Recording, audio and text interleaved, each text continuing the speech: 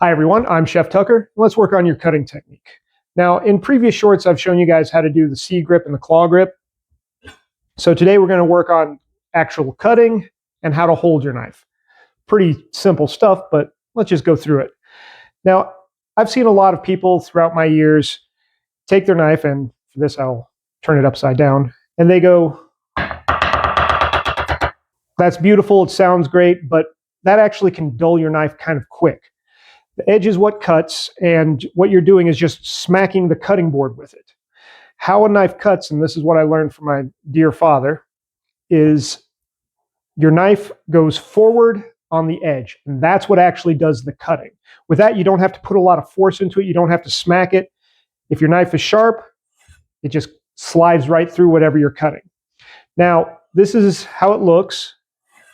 And again, this is a very exaggerated way of doing it. If I was actually doing it, it'd be more like just an inch at most forward. And that's how you would cut. Now what that does is it lets the edge of the knife do what it's supposed to do and actually cut rather than smacking it down with a sharp edge. And again, that will work, but it's not super efficient and it will dull your knife quicker. So just remember to let the knife edge do the work and let it go forward.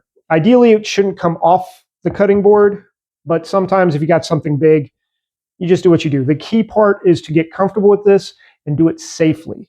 Those are the biggest things that I will say are for proper cutting technique, is be safe.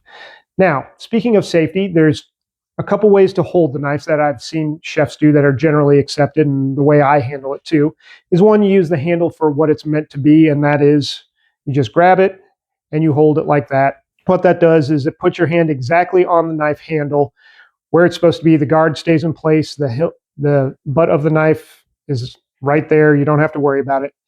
And the other way is, and this is one that chefs like, where you pinch up on the knife like that.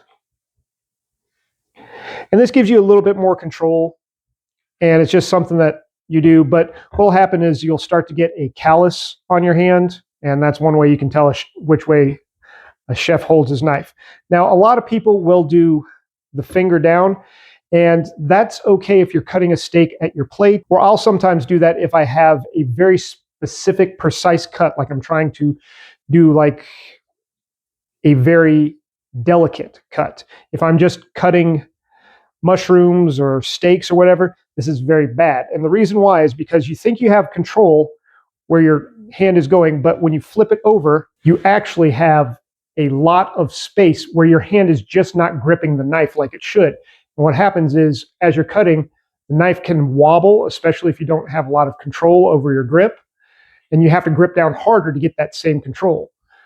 But when you hold your knife as you're supposed to, that gap disappears and you have much firmer control holding the knife. That's just a quick overview. Again, remember, let the edge do the work with a rolling cut forward, and make sure you have a good grip that's solid, that puts as much of your hand on the handle as possible.